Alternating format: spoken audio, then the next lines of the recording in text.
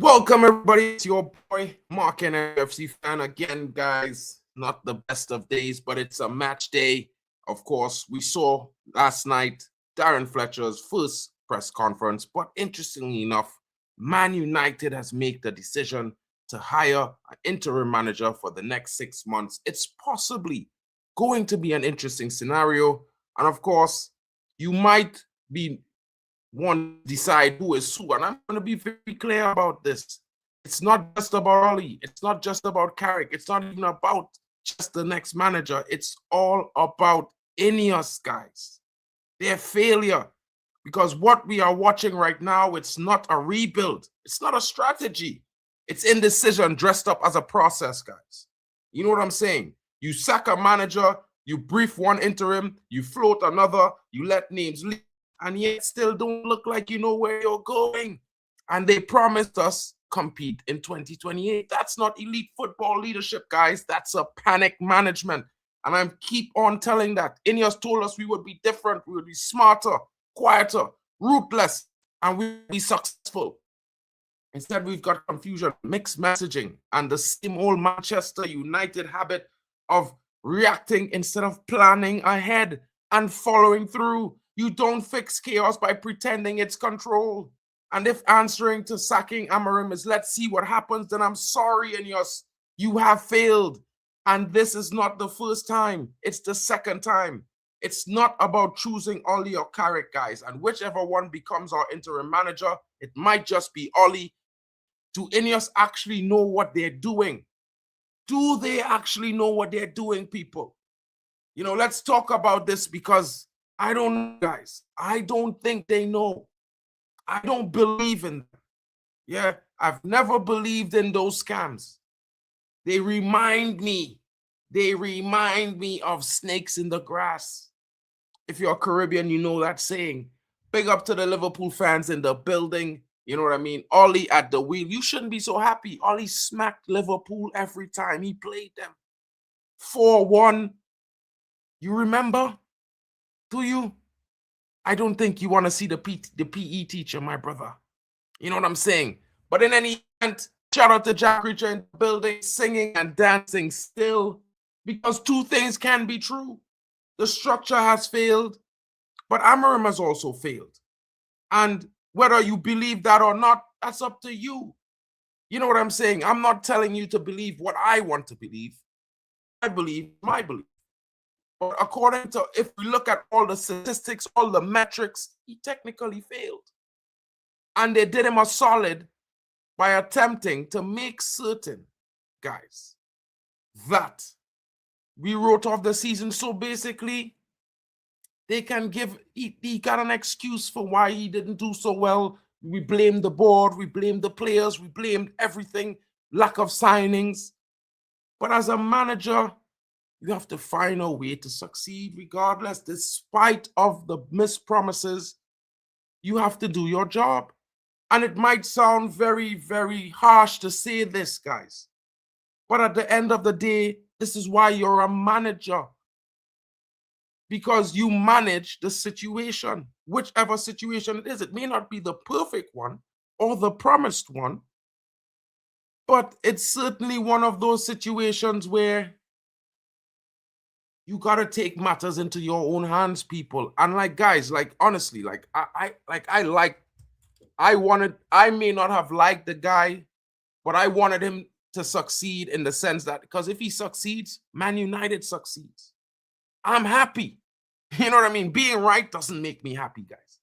It shouldn't make anyone happy to be right about a situation sort of like this. You know what I'm saying?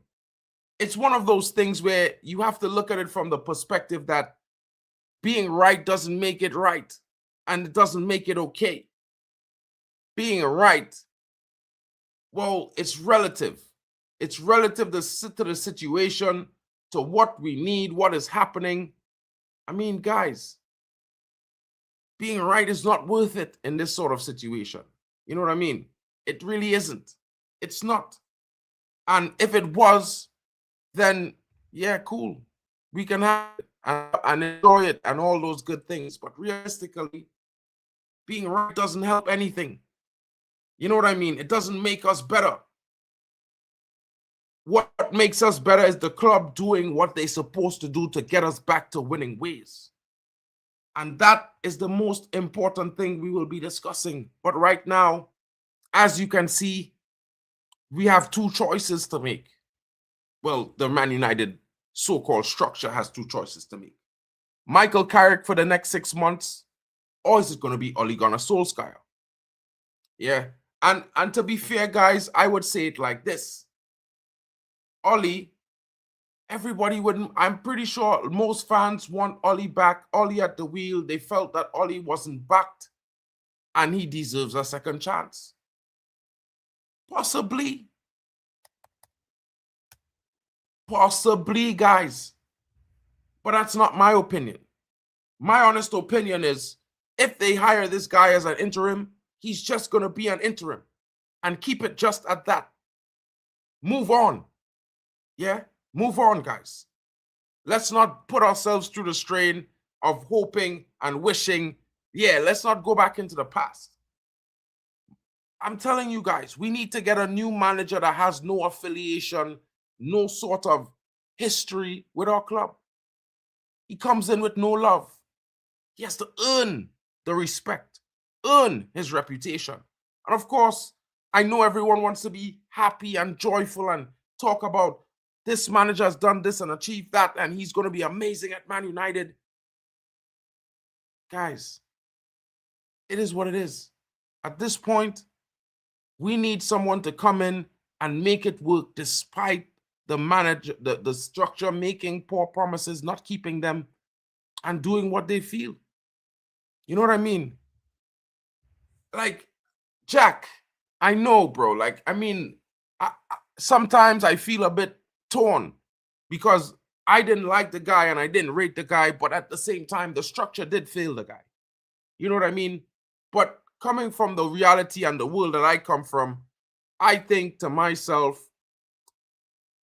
these things happen.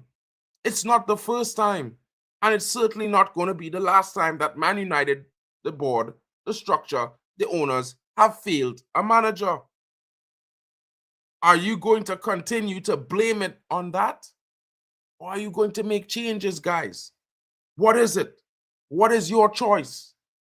Because I tell you, my choice would be certainly to fight against it and do what I can do in my best. Because realistically, guys, the owners could promise the world. If they don't give it to you, then you're stuck of believing on a hope. Does that get you to win? I don't think so, guys.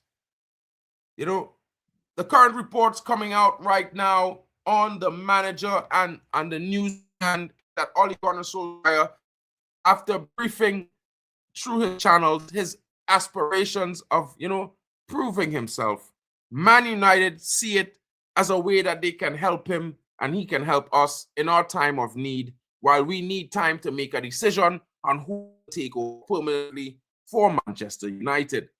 So this is where the news of Ole, and this is how the situation has happened. It's not that we made him our first choice. It's not that we were always going to go back to Ole. There are some briefings and some reports coming in that Michael Carrick had responded to the approach, asking for a clause that possibly would give him the potential to become the permanent manager, and INEOS was not ready to accept that. So there are some difficulties. And of course, other managers and choices like Xavi have said to the board and said to Amorim that they want a more permanent situation. They want to come in the summer, just like Ruben Amorim. And I think the only thing I would say was wrong was he didn't hold firm to his gut feeling. I'm not coming. If it's my only chance, then I'll take your bluff and I'll call it. Because guess what, guys? He came at the time he wanted to come. Guess what? He's leaving at the same time he came. Because they didn't do what they said they was. They was not prepared to, guys. All the promises in the world, all the talk to the fans, but they were never prepared to do anything. They were never prepared to do any bits about either. They just thought that they would sell this big dream to the fans like a movie in Hollywood, paint that beautiful picture, make it exciting, give you a cliffhanger, and you would buy it hook, line, and sinker. That's what the structure really did to us fans over the last 13 months. And guys, no one should be happy. Whether you're out, you're in, no one should be happy. Man United is suffering, guys. The great club that we all love, it is suffering because of these incompetent leaders. That's the be-all and end-all. At the same time, what can we do about this, guys? Yeah, no more talks about big new stadium. Well, I think there's some friction between the ownership parties in this current moment. I think the Glazers are going to get rid of INEOS because I think INEOS has made things worse. They were supposed to be better than the Glazers, people said. They are going to take us to the promised land, some people said. Some people said that they know what they're doing. We can trust Sir Jim. We can trust Blanc. We can trust Barada. They know they are certainly better than the Glazers. But then they sacked Dan Ashworth because he didn't agree.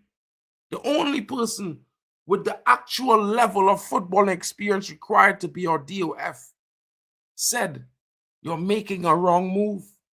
And they sacked him. Do you still believe in them now, guys? Do you still believe what all those YouTubers were saying about INEOS and they are going to make us better? And all their promises? I certainly don't. I never did. And the reason why is because the terminology of a vanity project to me means vain. And vain, you're not going to be, you don't want to surround yourself with vain people. They're narcissists. So if we're supporting a vanity project or a structure that's based on a vanity project, guys, I mean, we're supporting the wrong thing. Man United should never be a vanity project. It is the real project. It is the greatest project that you could ever encounter. For vanity? Hell no. Hell no, people. Come on, guys.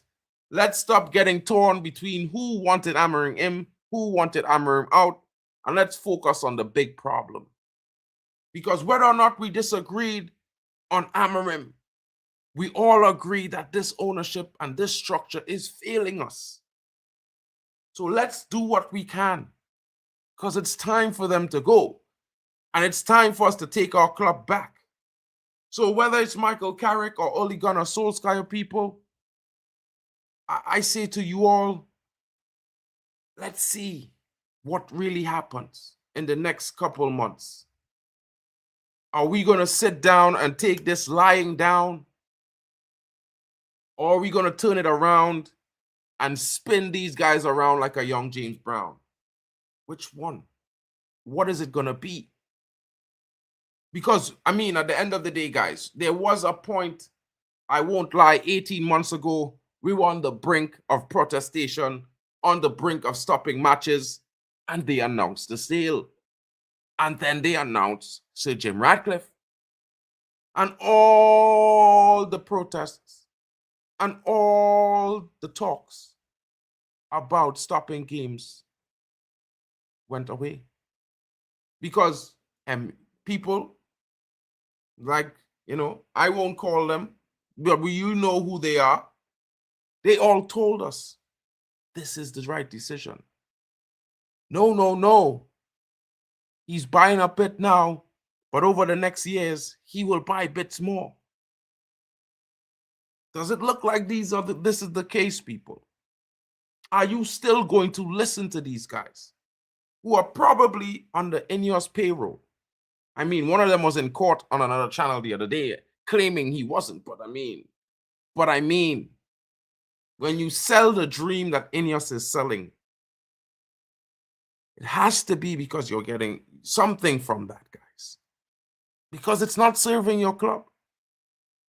Have you seen improvements? Have the trajectory gone upward since they've come? I'd argue it's gone down. Since INEOS came to Man United, I would argue our trajectory has flatlined since they arrived. We may have been stuttering before, but we're still up and down, up and down. Now, we're all the way down, people. Wake up. Yeah. Stop being mad at your friend because he did not rate Amorim and you did. Yeah. Agree with him to disagree and focus on what's at hand. This structure lied to each and every one of us. Yeah. And maybe, just maybe, you would understand that maybe because they believed the structure was always going to do this dumb shit, that's why they didn't believe in Amorim. Because he needed the structure to do what they said they was going to do, else he was always going to fail.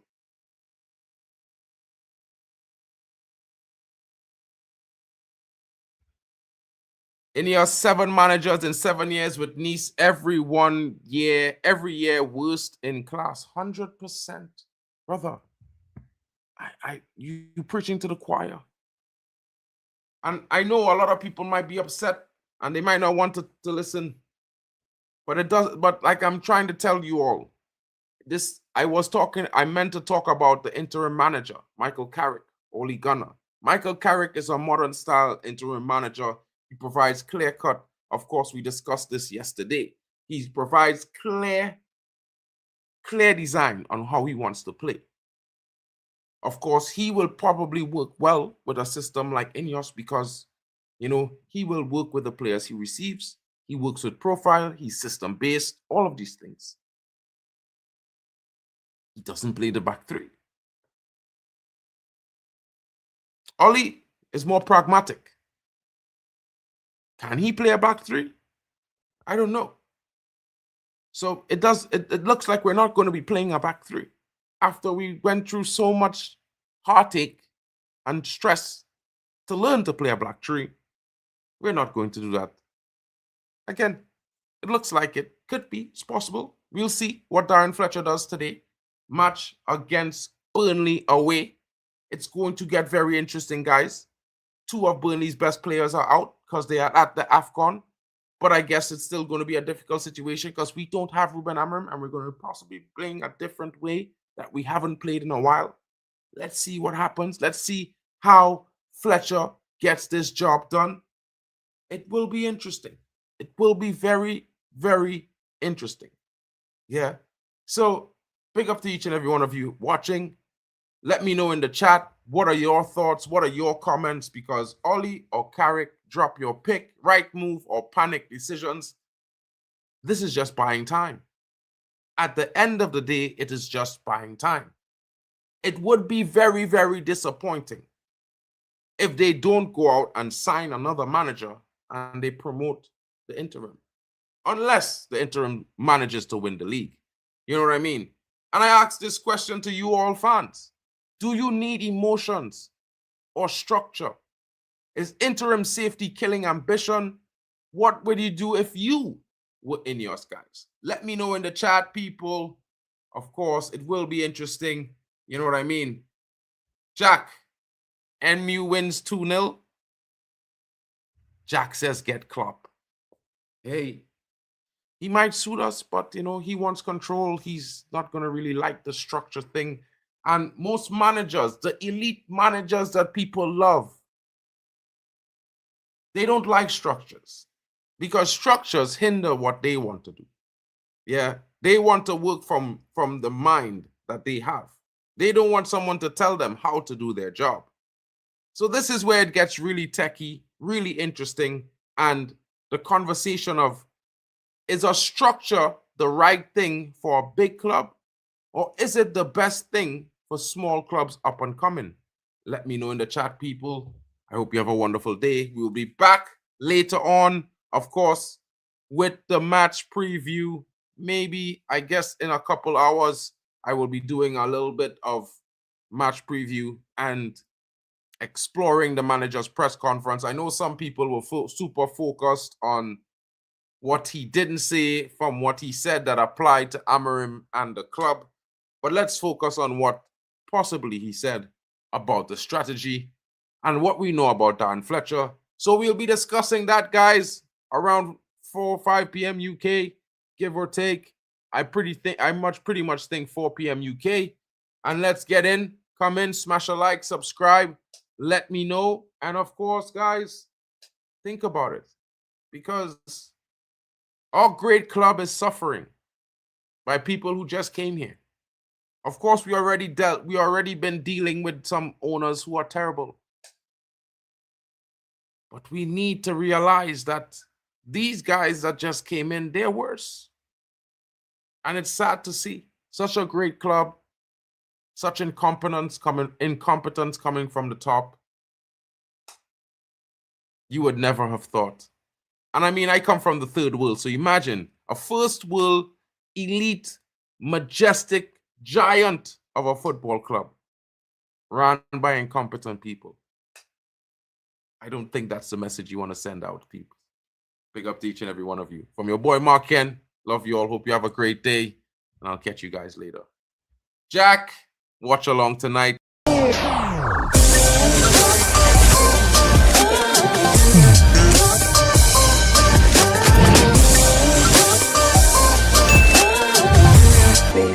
Baby.